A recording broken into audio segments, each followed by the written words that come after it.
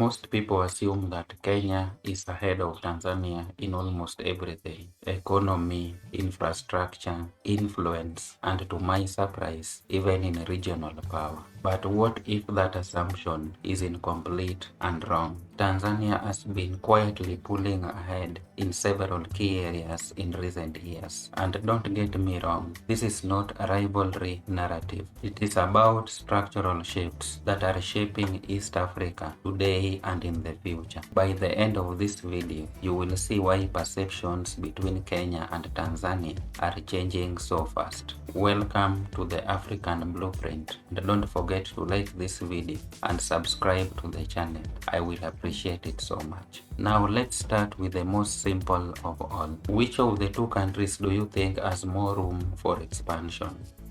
Is it Kenya or is it Tanzania? I'm pretty sure most of you would quickly say it is Kenya, maybe because of Nairobi and its tech ecosystem. But in reality, Tanzania has far much space for physical and economic expansion. This is where the size of Tanzania's landmass, resources, and magnitude change everything. And surprisingly, this is only just the beginning.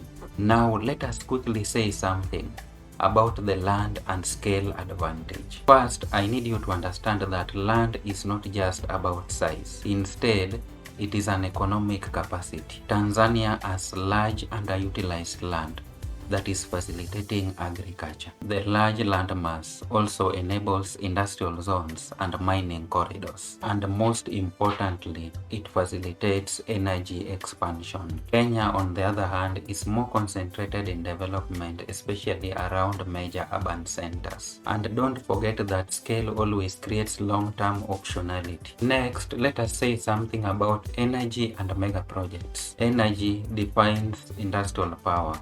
And the good thing is, Tanzania is already investing heavily in large-scale generation. And the Julius Nyerere Hydroelectric Power Plant is a good example. These major Tanzania's projects you see are not just about electricity. They are instead centered around readiness and industrial development. They determine factory capacity and they determine long-term manufacturing growth. And do you know why? Well, it is because reliable energy production unlocks economic transformation. Now let's take a deeper look into logistics before I forget. Tanzania has a strategic coastline that connects directly and easily to the Indian Ocean. And we all know the port of Dar es Salaam currently serves multiple landlocked countries. These include Zambia, Malawi, Rwanda, Burundi, and some parts of the Democratic Republic of Congo. This position makes Tanzania a regional gateway. So if you look at it keenly, you will realize that it is not just about a national port system,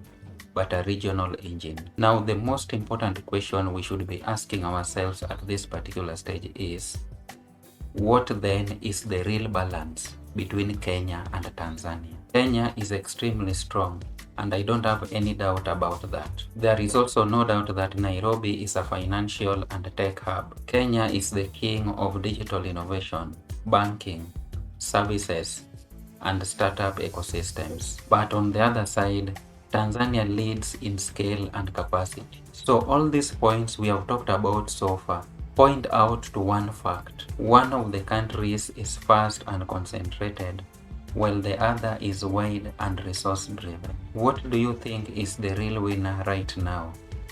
Do you think we have a clear winner in East Africa now? The most interesting thing about this topic is that it is not a competition with one winner. East Africa is a balance of strengths, where Kenya drives speed and innovation, and Tanzania drives land and long-term growth. I want to assure you that both the models matter, and together they shape the region's future. So the most reasonable question right now becomes, how do Kenya and Tanzania complement each other? Now, what do you think really matters most for the future? Is it Kenya's speed of doing things and digital growth, or the Tanzania's large-scale physical expansion? Kindly leave your thoughts in the comments section. And if you want to understand why Tanzania always succeeds in its mega projects, then click the video currently showing on your screen. See you there.